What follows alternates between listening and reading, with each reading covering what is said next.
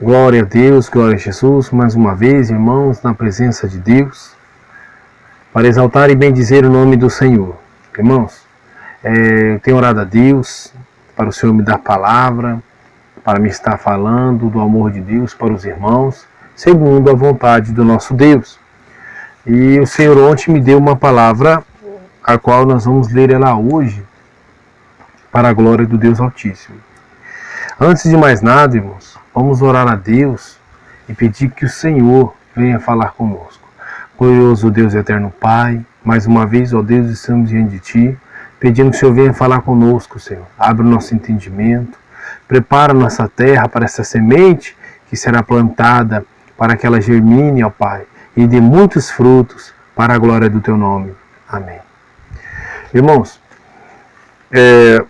a palavra de Deus que o Senhor nos deu é em Josué 22, capítulo 22, Josué, e vamos ler no verso 10, para a glória de Deus, tá?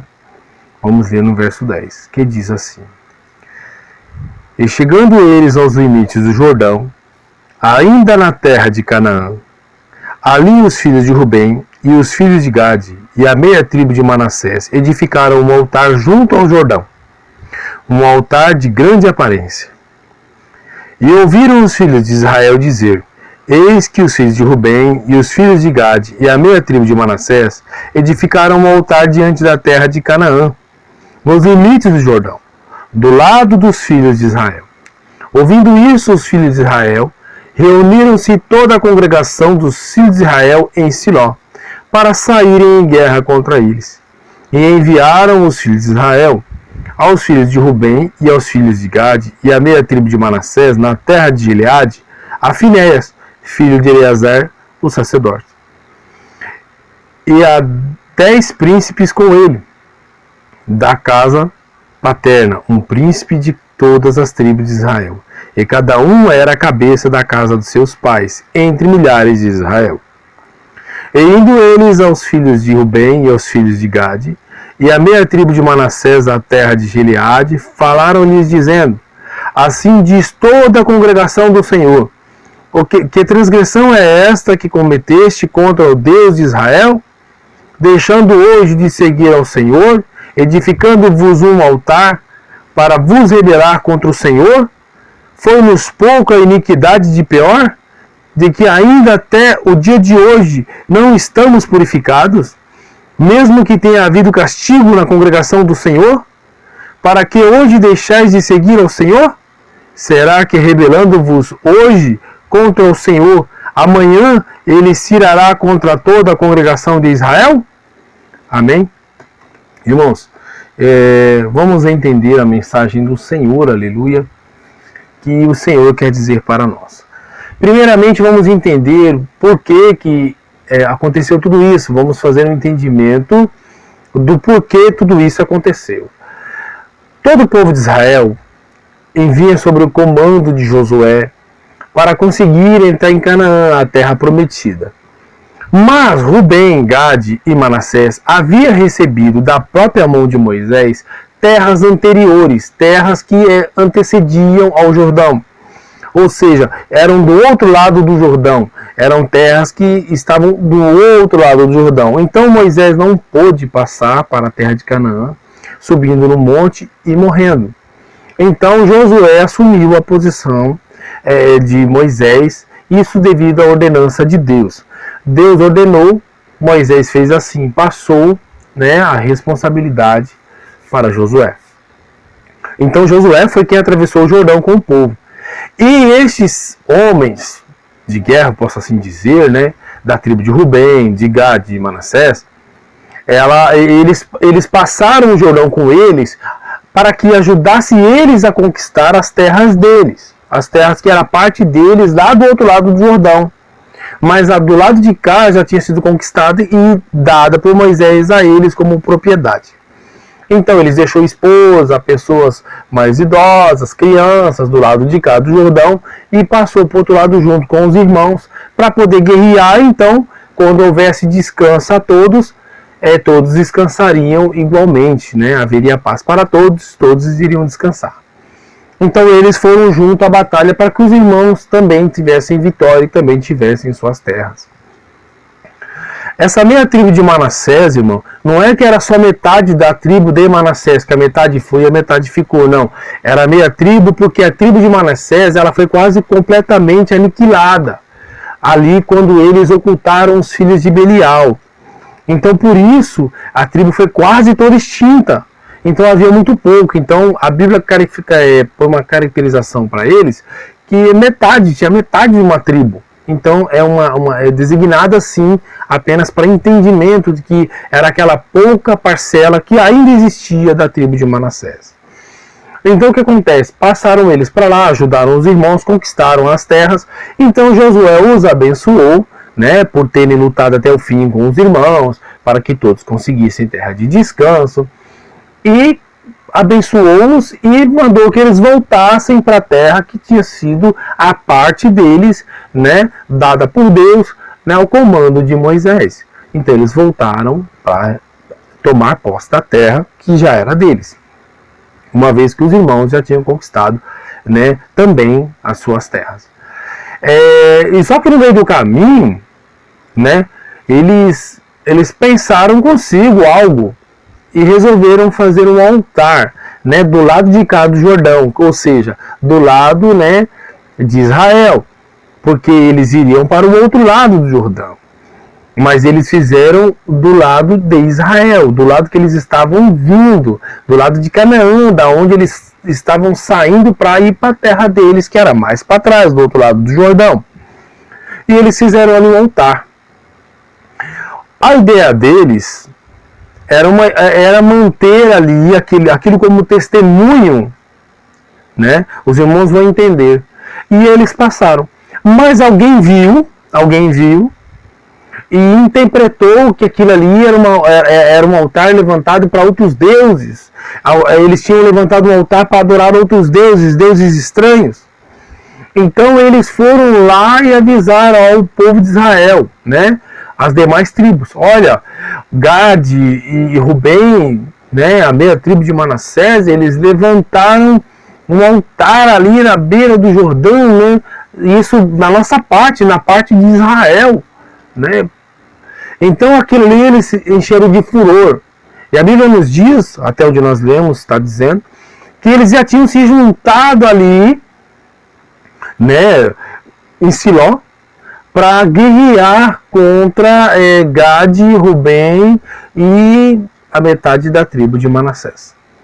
Mas Finéias, né, que era o sacerdote, né, ele pensou, não, vamos juntar aí, com a sabedoria de Deus, claro, os principais aí, representantes de milhares, né, os anciões aí, né, que eles tinham muito respeito, e vamos lá perguntar para eles por que isso, por que fizeram esse altar.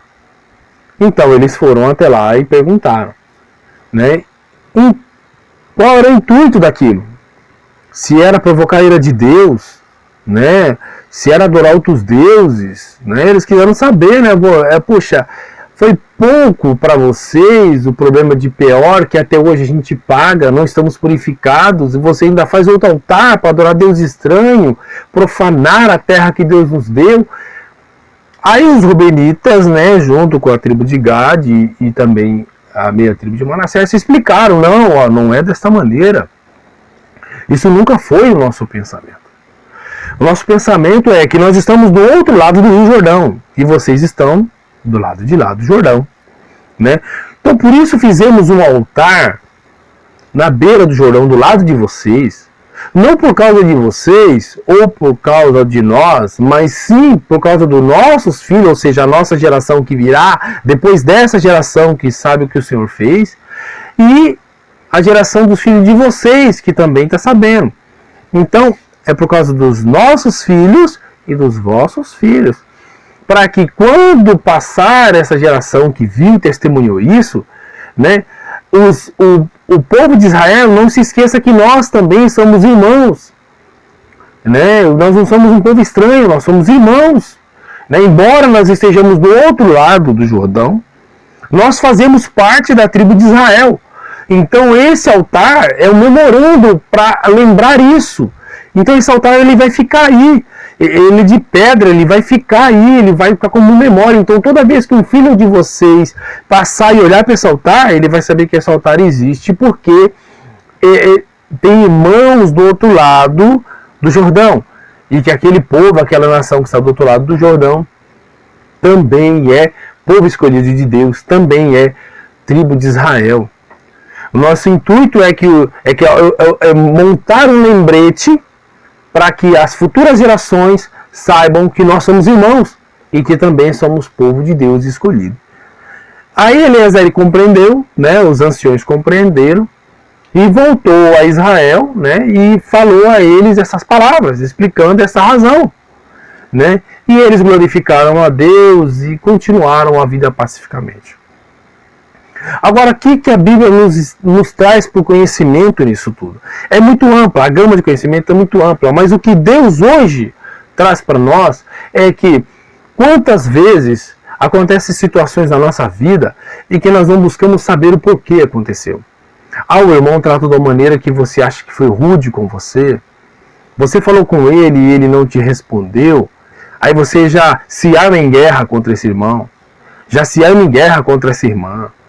Você deu uma opinião e a regente do grupo, ela não te ouviu, então você acha que ela não deu atenção para você.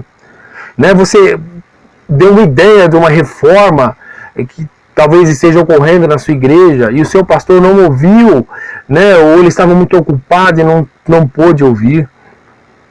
E você já começa a armar-se em guerra contra os seus próprios irmãos.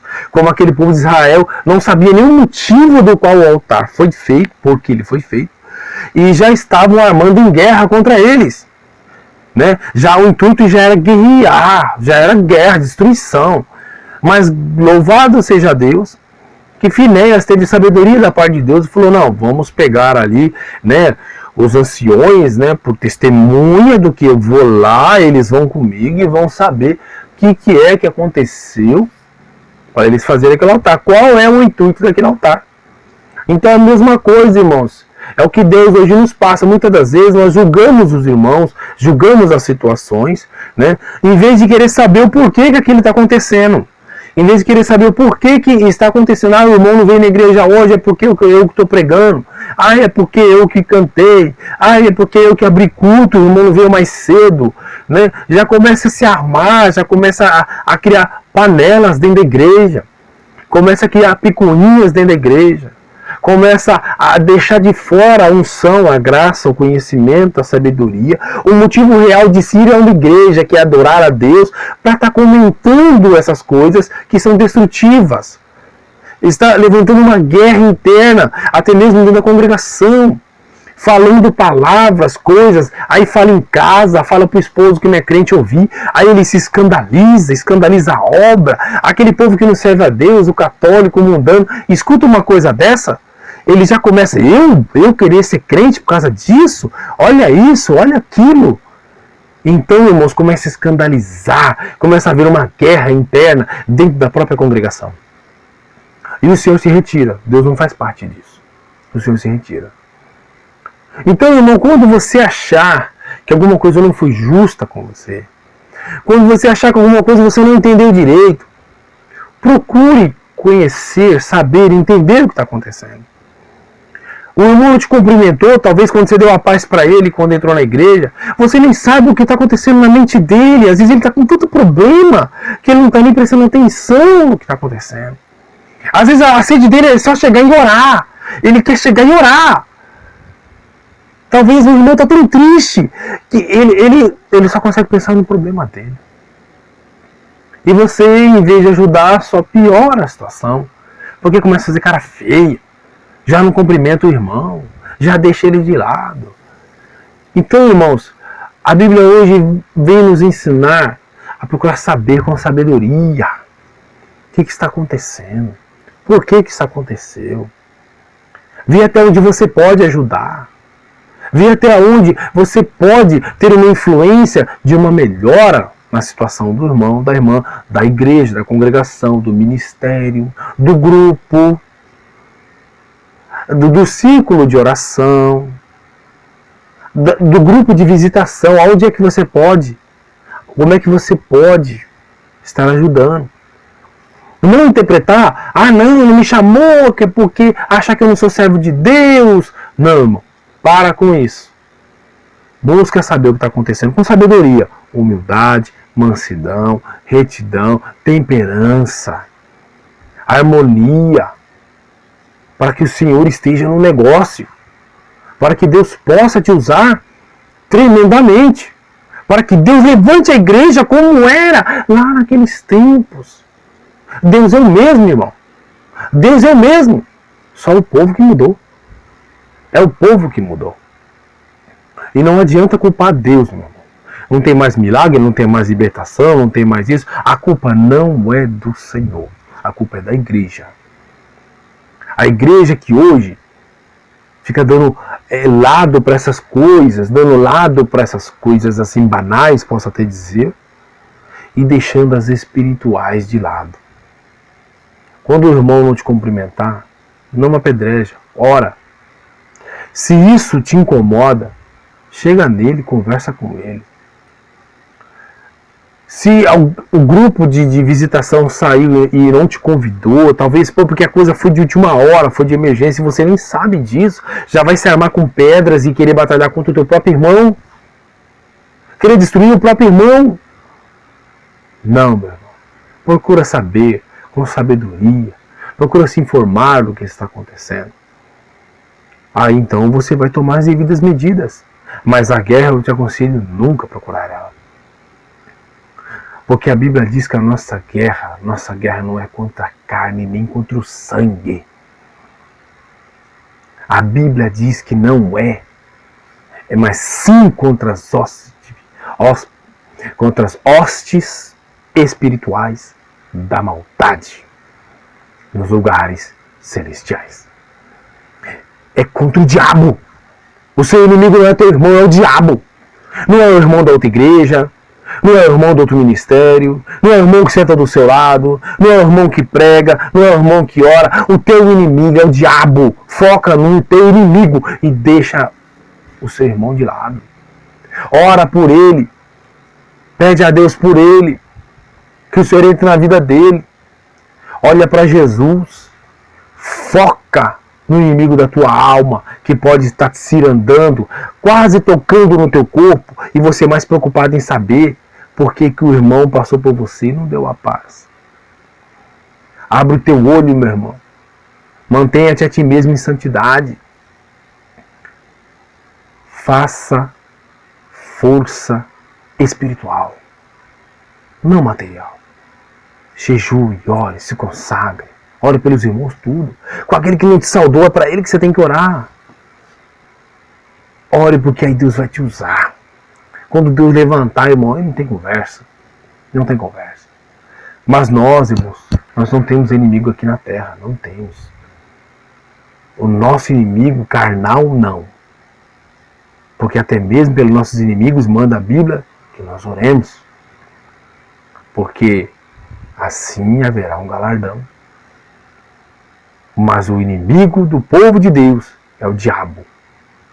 Então não deixe, irmão, essas vãs conversações, essas vãs contendas, destruir a sua vida espiritual com Deus.